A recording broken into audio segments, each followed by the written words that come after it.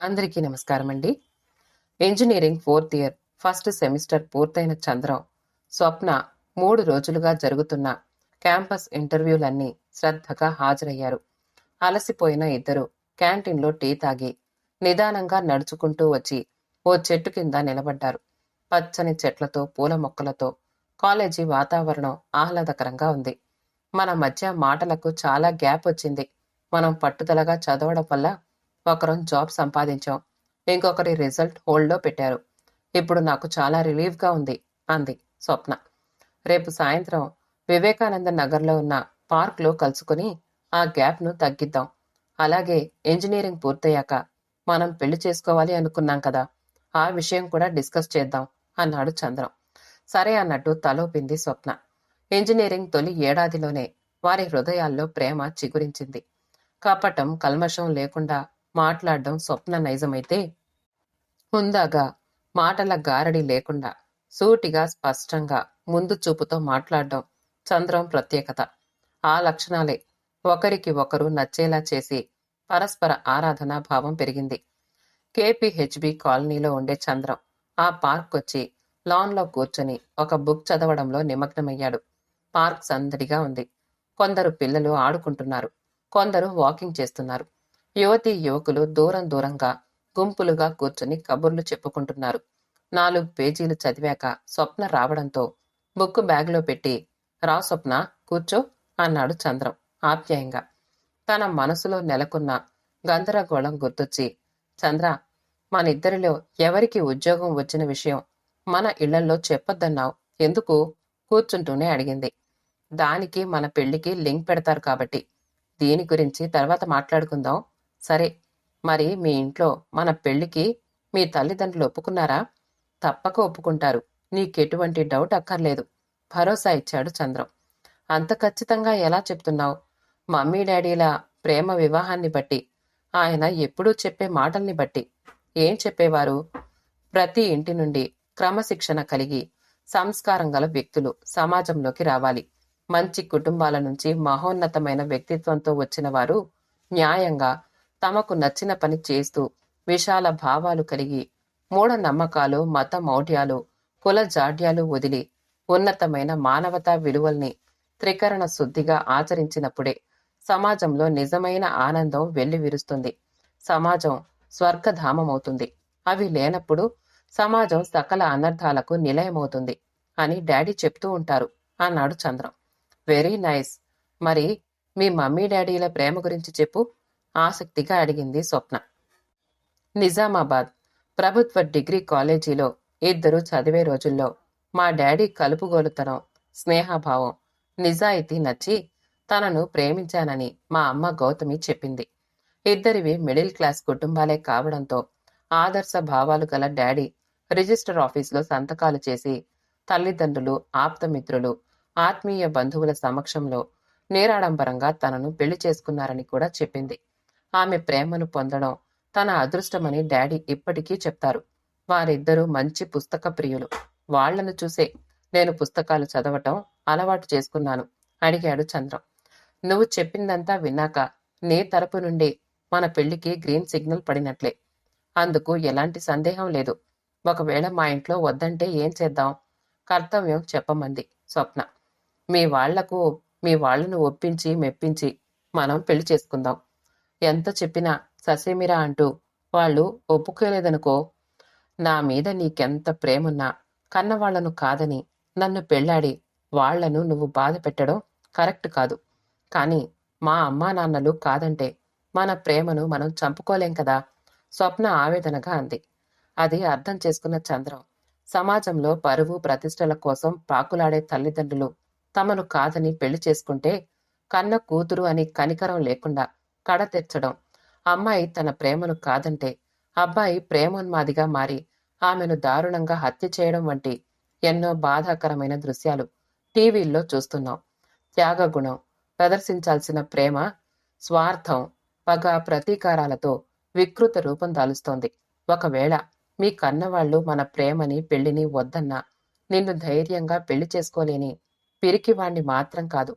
కానీ పెళ్లికి ఒకవైపు ఆమోదం, మరోవైపు తిరస్కారం ఎదురైనప్పుడు మనం మొండిగా ముందడుగు వేస్తే మన జీవితాల పర్యవసానం మన చేతుల్లో ఉండదు అంటూ చంద్రం భవిష్యత్తు చిత్రం ఆవిష్కరించాడు. నీ మాటలు వింటూ ఉంటే ధైర్యంగా మా వాళ్లను ఒప్పించి తీరాలి అనిపిస్తోంది. కాని ఎలా?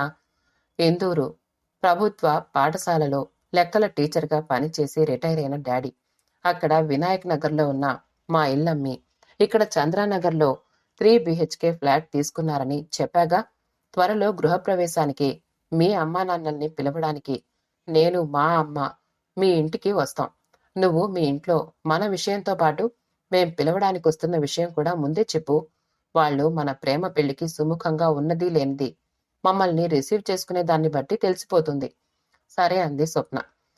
అమ్మా నాన్నలైతే భారతి కృష్ణమూర్తిలతో కలిసి భోజనం చేస్తున్నప్పుడు స్వప్న అన్ని విషయాలు చెప్పింది.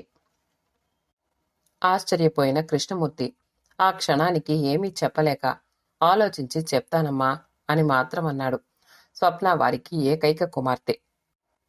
కృష్ణమూర్తి ఆర్టీసీలో కండక్టర్ జాబ్ చేస్తున్నాడు. వచ్చే ఏడాది అతని రిటైర్మెంట్ ఉంది. బోధన్ సమీప గ్రామంలో భారతికి వాళ్ళ నాన్న గిఫ్ట్గా ఇచ్చిన 2 ఎకరాల పొలం ఉండేది. ఆ పొలం సాగు కృష్ణమూర్తి తల్లిదండ్రులు ఉంటున్న ఊరికి దగ్గరగానే ఉండడంతో వాళ్లే చూసుకునేవారు. వారు కాలం చేసిన తర్వాత కౌలుకిచ్చినా పెద్దగా ఆదాయం రావడం లేదని ఆ 2 ఎకరాలు అమ్మేసి కూకట్పల్లిలోని తులసి వనంలో ఒక ఫ్లాట్ కొన్నారు. స్వప్న చదువు పూర్తయ్యాక మంచి సంబంధం చూసి పెళ్లి చేసి ఆ ఇంటిని కూతురికి గిఫ్ట్గా ఇద్దామనుకున్నారు. ఆ రోజు రాత్రి పడుకునే ముందు స్వప్న చంద్రానికి రేపు మేము రావచ్చా అని మెసేజ్ చేసింది. మర్నాడు చంద్రం తన తల్లిని తీసుకుని స్వప్న వాళ్ళ ఇంటికి వెళ్ళాడు. చంద్రం వారికి పాదాభివందనం చేశాడు. స్వప్న కూడా చంద్రం తల్లికి పాదాభివందనం చేసింది. ఏం జరుగుతోందో అర్థమవ్వక మీరు ఎవరు అంటూ అయోమయంగా అడిగాడు కృష్ణమూర్తి. స్వప్న కల్పించుకుని చెప్పాను కదా నాన్న, చంద్రమని ఈ అబ్బాయి. వాళ్ళు కొత్త ఫ్లాట్ కొన్నారు. గృహప్రవేశానికి పిలవడానికి వచ్చారు. మా విషయం చెప్పిన తర్వాత మీరు ఆలోచనలో పడటంతో ఈరోజు వీళ్ళు వస్తున్న విషయం చెప్పలేదు అంది. ఈ హఠాత్ పరిమాణానికి స్వప్న మినహా మిగతా నలుగురు ఆశ్చర్యపోయారు.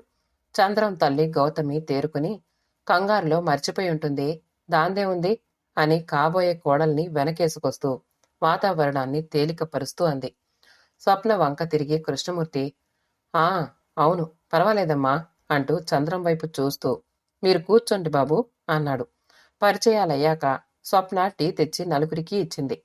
స్వప్న ఇలా ఇరికిస్తుందని ఊహించని చంద్రం బిగుసుకుపోయి మాటలు రాకుండా ఉండిపోయాడు. టీ తాగటం పూర్తయ్యాక భారతికి స్వప్నకి గౌతమి బొట్టు పెట్టి మీరు గృహప్రవేశానికి తప్పకుండా రావాలి. మరిన్ని విషయాలు మీరొచ్చాక మాట్లాడుకుందాం అంది. మీరింతగా చెప్పాక రాకుండా ఉంటామా అంది భారతి నవ్వుతూ. స్వప్న తన తల్లిదండ్రులతో గృహప్రవేశానికి వెళ్ళింది. రాధాకృష్ణుల బొమ్మను బహుమతిగా ఇచ్చింది. కొత్త ఇల్లు వాళ్లకు బాగా నచ్చింది. భోజనాలయ్యాక మిగతా ఆహ్వానితులందరూ వెళ్లిపోయాక స్వప్న చంద్రం కుటుంబాలు కలిసి కూర్చున్నారు. స్వప్న తన తల్లిదండ్రుల్ని చంద్రం నాన్నగారైన శ్రీరామ్కి పరిచయం చేసింది. చంద్రం తన అమ్మా నాన్నలతో పాటు అమ్మమ్మ, నానమ్మ, తాతయ్యల్ని వారికి పరిచయం చేసి వీళ్లు కూడా మాతోనే ఉంటారు అని చెప్పాడు. తల్లిదండ్రుల్ని వృద్ధాశ్రమాల్లో చేరుస్తున్న ఈ రోజుల్లో నానమ్మ, తాతయ్యనే కాకుండా గౌతమి తల్లిదండ్రులైన అమ్మమ్మ, తాతయ్యలను కూడా ఎంతో బాధ్యతగా ఆదరించడం అంటే ఈ ఇల్లు సంస్కారానికి, విశాల భావాలకు నిలయమని మనసులో అనుకున్నారు స్వప్న తల్లిదండ్రులు. కాలేజీలో వీళ్ల పరిచయం దగ్గర నుంచి క్యాంపస్ ఇంటర్వ్యూలో ఉద్యోగం సంపాదించిన వరకు మా అమ్మాయి చంద్రం గురించి అన్ని విషయాలు పూసగుచ్చినట్టు చెప్పింది. ఇక్కడికొచ్చి మీ ఉమ్మడి కుటుంబాన్ని మొత్తం చూశాక తెలియకుండా ఉన్న సందేహాలకు కూడా సమాధానాలు దొరికినట్టు అనిపించింది. వీళ్ళిద్దరి పెళ్లికి మా ఇద్దరికీ ఎలాంటి అభ్యంతరం లేదు అన్నాడు కృష్ణమూర్తి. సంతోషంతో మొహాలు వెలిగిపోతూ ఉంటే స్వప్న, చంద్రం ఒకరినొకరు చూసుకున్నారు. అయితే చిన్న సందేహం, మీలో ఒకరికి ఉద్యోగం వచ్చింది, ఇంకొకరికి రాలేదు.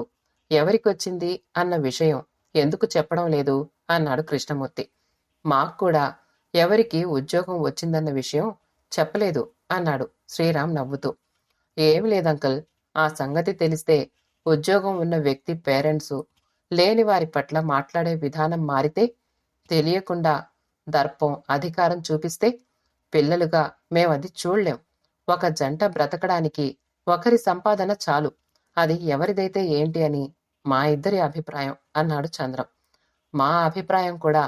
ఇకపోతే పెళ్లి ఏ పద్ధతిలో చేద్దామంటారు? గౌతమి నవ్వుతూ అడిగింది. కృష్ణమూర్తి దంపతులు అర్థం కానట్టు చూడటంతో, మేమేమో రిజిస్టర్ ఆఫీస్లో నిరాడంబరంగా వివాహం చేసుకున్నాం. మీరేమో అప్పటికి మీ తాహత్తుకు మించి అంగరంగ వైభవంగా కళ్యాణం చేసుకున్నారు. మరి వీళ్లకు ఎలా చేద్దామంటారు అని వివరించాడు శ్రీరామ్. స్వప్న, ఆమె తల్లిదండ్రులు, చంద్రం అమ్మా నాన్న, అమ్మమ్మ, నానమ్మ, తాతయ్యలు ఆలోచనల్లో మునిగిపోయారు. ఇంతలో శ్రీరామే గొంతు సవరించుకుని, మాధ్య మార్గంగా 2 పద్ధతులను కలిపి చేద్దాం.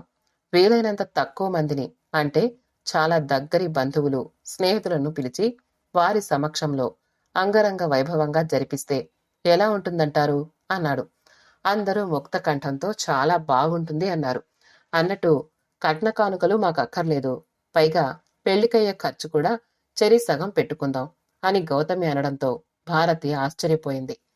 అమ్మాయి పెళ్లికి మా ఇంటిని గిఫ్ట్గా ఇద్దామనుకున్నాం. మీరు వద్దన్నారు కాబట్టి మాకు అద్దెంట్లో ఉండే అవస్థ తప్పింది. పెళ్లి ఖర్చు కూడా సగం తగ్గించారు. చాలా చాలా చాలా సంతోషంగా ఉంది అంది భారతి. ఆదర్శ భావాలు ఊరికే చెప్పకుండా చేతల్లో చూపిస్తున్న మీ దంపతులను చూస్తూ ఉంటే మా అమ్మాయి ఇక్కడ చాలా సంతోషంగా ఉంటుందని నమ్మకం కలిగింది. అయితే మాకున్నది మీకులాగే ఒకే సంతానం కాబట్టి మా తదనంతరం ఆస్తంతా వాళ్లదే అన్నాడు కృష్ణమూర్తి. ఇంతలో స్వప్నకు ఫోన్ వచ్చింది. నంబర్ చూడగానే చంద్రాన్ని బయటికి రమ్మని సైగ చేసి ఇద్దరూ పక్కకు వెళ్లి మాట్లాడి లోపలికొచ్చాక చంద్రం, ఒక శుభవార్త. మాలో ఒకరికి జాబ్ వచ్చి ఇంకొకరికి రిజల్ట్ హోల్డ్లో పెట్టిన విషయం తెలుసు కదా. ఆ ఇంకొకరికి కూడా ఉద్యోగం వచ్చిందని ఇందాకే ఫోన్లో తెలిసింది. ఇప్పుడు మా ఇద్దరికి ఒకే కంపెనీలో ఒకే స్థాయి ఉద్యోగాలు అన్నాడు. దాంతో అందరూ సంతోషంగా చంద్రం, స్వప్నలకు అభినందనలు తెలిపి వారి నోళ్లను తీపి చేశారు. శుభం. కథ సమాప్తమండి. కథ నచ్చితే లైక్ చేయండి, షేర్ చేయండి, కామెంట్ చేయండి. మా ఛానల్ని సబ్స్క్రైబ్ చేసుకోండి. ఆల్ అనే బెల్ బటన్ని నొక్కండి. మళ్ళీ కలుద్దాం ఇంకో మంచి కథతో.